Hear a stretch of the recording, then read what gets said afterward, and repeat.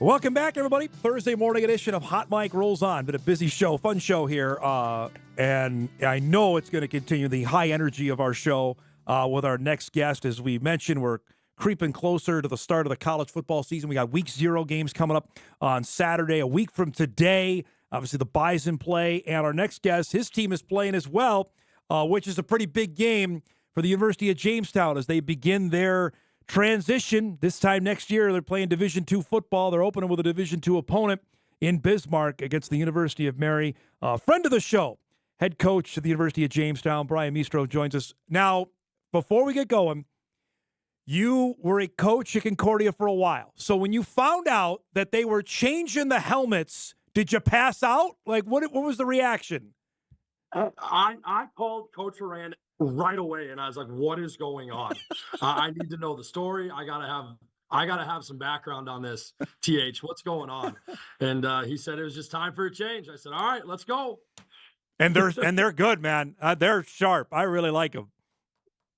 I think, to be honest with you, Coach Rand's been one of the guys as far as fashion goes in football. He's up there. He's got it figured out. It's great to see you. I mentioned a week from now, you're playing ball. Tell me about how different this fall camp has been with the transition going on. I'll tell you what, it's just one of those things. It's been kind of crazy for us. We used to do 2-a-days as an NAI school. On top of that, we're moving offices. Yeah. So if you hear music in the background, I'm right next to the weight room now. So we got that squared away. So hopefully you can still hear me.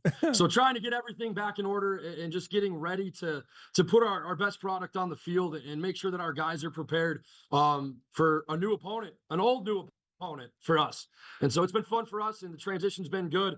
Our guys are just getting through all the eligibility stuff because we have to be NAIA compliant and NCAA compliant. Yeah. And so there's just some stuff there that we're working through, but it's been fun, man. How has it changed your schedule now with the inability to 2 days? How did that basically blow up things for you this month? I had everything ready to go in, mid-July. And then when we found out that we got into the expedited process, I opened the rule book, the D2 manual, and I said, all right, well, we can't do this. We can't do that. We can't have a certain number of practices and full pads back to back. So there was just some semantics and things that, all right, these are just the rules we have to follow. It didn't really change much of the practice structure, but the not having 2-a-days, It was a little bit, okay, well, that is now just a walkthrough. Well, what does a walkthrough mean? Like, we had to look that up. And so I think that there was some things there that just learning and growing and making sure that we're doing the things that we need to do the right way. And I actually think our guys enjoyed it. The grind of 2-a-days that I've only known. Yeah, that's right. It's kind of like, all right, well, now it's 4:00 and we got our sandals on. So let's figure this out. The expedited process, though, Brian, is that accelerates everything. That means you're a year earlier, you're eligible. It's a give and take, right? You got to go through this now, but 3 years now, you guys are eligible to make the postseason. Correct. And so from what I've gathered, Dom, I think it's pretty unprecedented. I think there's 2 or 3 schools going through it right now. The expedited process has never existed, from what I've read. And so, yeah, we were under the impression that we would have a year to kind of get everything, our ducks in a row and make sure that we're ready to do this in 2025. And then they said, nope. Starting August 5th, you need to follow all the rules and make sure that we're all good to go. And so, it just gave us a few weeks to get the kids through the eligibility center and making sure that, all right, guys, you need to do this and you need to do that. And really, the organization and my staff and our compliance and our administration has been top notch with us. The biggest headache was, the sickle cell testing, which we didn't have to do. It was something that you could, waive at the NAI level. And so, Hey guys, where do you get a sickle cell test in Jamestown? Let's go. Sanford helped us out and had mass testing on our campus, and it's exciting. And anything you have that change, Dr. Courtney in my graduate program at Northern State told me that change equals growth. Yep. And so anytime you change something, you're learning and you're growing. And so I really enjoy what we're doing and the process we're going about it. Has it changed the level of player you got for even this incoming class? Were you able to recruit that way, knowing this was coming? Did that change the level of player you were able to get? Well, I mean, I'll be 100% honest with you. Like everything that we were told was that we're going to get in, we're doing things the right way, we're going to get invited. So we went about our Yeah. business as if we were going to be a Division II school. And so, you know, everybody's got their own perspective and opinions on how you go about recruiting. But like we told the kids the truth. Like, hey, this is where we're at. As of right now, we're an NAI school. There's a really high potential that we're going to be a Division II school going forward. So we're going to recruit you and go after, the Division II athlete. And I think that there is some, I'm an NAI guy. I played NAI football. So I'm not going to sit here and say that like there's a difference. Yeah. Yes. But I mean, from the way that we recruit and the way that we do things, like we're still going after the best student athlete that we could possibly get. The difference was that some guys answered their phones, and it was a little bit more of a, all right, yeah, coach, I picture myself as a D2 player. So now that you guys are into this, I'm more interested than I would have been in the past. Which, to each their own, man. Whichever perspective you lean into is the one that becomes truth. And so I'm in, and answering the phones a little bit better. When the GPAC decided to kick you out, were you worried? Like, okay, who are we playing? Like, what are we doing for a football schedule? Yeah, I think there was some of that. I just above my pay grade, right? Yeah. Like, let administration figure this out, and how do you want me to help, and how do you want me to assist? And luckily, with the North Star, in need of an opponent as well, with Waldorf leaving, it worked out the best way it possibly could have.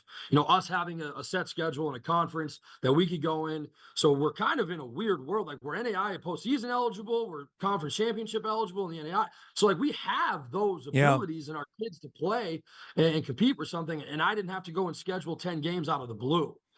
And so, the round robin with Mayville Valley, Dickinson, Dakota State, is going to brush off some of my old memories. I think that'll be fun. Yep. And then as soon as we found out that week 0 was passed at the NCAA level for Division II, we were getting on the phones with some Division II schools. And so, playing the University of Mary will be awesome because it's a quick trip for us. And then we have one long trip this year down to Nebraska, so we're going to go play Chadron State, which I got one for you. This is right up Dom Izzo's alley. The last time the Jimmies played Chadron State. Okay. Don Beebe. Wow, look at that. But that's a Jimmy. Oh, that's fantastic. So I got the last time that we played him, so I might give that to Coach down there. That's fantastic.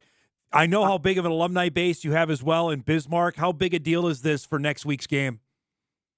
Our booster club told us that they're getting pretty packed with the reservations and some of the RSVPs for our booster club kickoff out in Bismarck. And so I'm pumped. There is some connections out there, right? Like Coach Martin was a Jimmy, the offensive coordinator for the Jimmies when I was a player.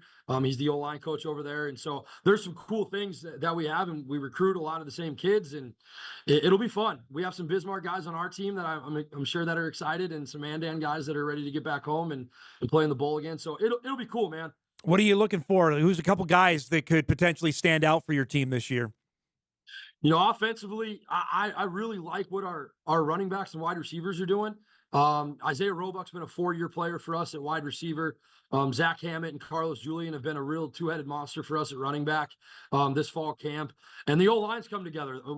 4 years ago, we started a lot of these guys as true freshmen, and we have a majority of them that are still playing for us.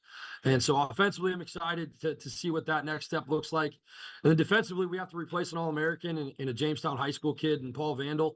And we have some fifth-year guys. I mean, our linebacking core has played 25 years of college football combined.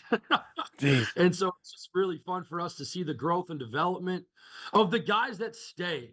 And I think when you're trying to build a program the way that we did, we didn't really use the transfer portal or bring in junior college guys. We threw these kids to the wolves as freshmen, and the ones that have stuck around now, they've played a lot of football for us. And then we brought in some good kids too that are really pushing those guys. So defensively, we're going to look at Parker Chafee in the back row and Ray Benners are 5th-year guys. Jed Rance and Ezra Bellingary and David Diaz are 5th-year guys. I mean, they're older than me, I feel like. That's the era of football right now, college football. You have guys you've got guys that are 6 or 7 years now, right? I mean, they're uncles and some of these guys are grandparents. I'm pretty sure of it. Well, and some they remember playing on the grass field, right? You've had turf now for a couple years. They played on the old grass field, right? Talking to the freshmen like, hey, back in my day. It's like, back in your day, buddy. Okay, let's see how that goes. I know how important the paint bucket game is to you. You're going to play Valley twice. Beyond that, have you had any discussions with Coach Mack because as you go into the Northern Sun, scheduling is pretty tight. What can you tell us about the future of the game? Coach Mack and I haven't crossed that bridge yet. I think, we're kind of in the moment of what's going on right now. As far as I'm concerned, I think it's up in the air. Yeah. I haven't heard much. I haven't been in a lot of the NSIC meetings as far as like what the schedules look like. Is it siloed? Are we going to have an ability? Week 0 is a thing now. Yeah. So I got nothing for you. To be honest with you, it's still my favorite. It's one of the best small college football trophy rivalry games that you're going to find. And you're never going to hear me say anything else. I promise you that. So to that point, then, how much will you treasure both of these games and tell your players to as well? Yeah. I mean, it'll be emotional. I know that my buddies have talked to me and some of the alums and the guys that I played with, like they're asking me and I'm just like, guys, we don't know. And so I'm going to, yep, that one's going to be on my list of, hey, wife, hey, Megs, let's take some pictures of this one because this is going to be pretty fun. It's always great to see you, man. Thanks so much for the time. I knew you were going to bring the energy. You did it as well. I'm only disappointed that we don't have any plays behind you. We've done this the last couple of years. The whiteboard normally has something up there. Brand new whiteboard. The only thing I got on there right now is my pun of the day. So the most dominant school supply is the ruler. It's great to see you, man. Thanks so much. Good luck next week. We'll talk down the road, all right? I appreciate it. Thanks, Dom. Brian Mistro, head coach, University of Jamestown. Jimmy's open up a week from today as they'll take on the University of Mary. I mentioned the next one with Shadron State, Don Beebe alma mater. So they're playing a couple of D2s, and I think we reported on this about the accelerated part. This may have happened when I was on vacation, but they did get approved for that. So that means everything moved up a year. Initially, they were thought they were going to be playoff eligible in 28-29. Instead, now it's 27-28 that they'll be eligible to make the NCAA Division II postseason. And a year from now, they're in the Northern Sun and gearing up for what will be a dynamite football league like it usually is. We'll take our final break. We come back, got a bunch of emails to get to from our earlier topics of Left Turn Thursday and get you ready for a busy sporting Thursday. Also update you on Tom Hoagie, who's on the golf course now in Colorado. Back to wrap things on Hot Mic after this.